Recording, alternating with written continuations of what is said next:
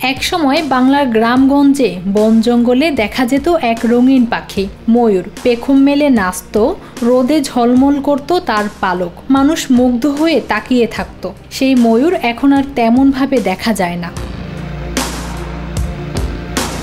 2015 সালে একটি জরিপে দেখা যায় বাংলাদেশ থেকে হারিয়ে গেছে 19 ধরনের পাখি। তাদের মধ্যেই আছে ময়ূর। বন কমে গেছে, শিকার বেড়েছে, আর তাই একসময় যাদের দেখা যেত মাঠে বনে, তারা আজ শুধু গানে আর গল্পে বেঁচে আছে।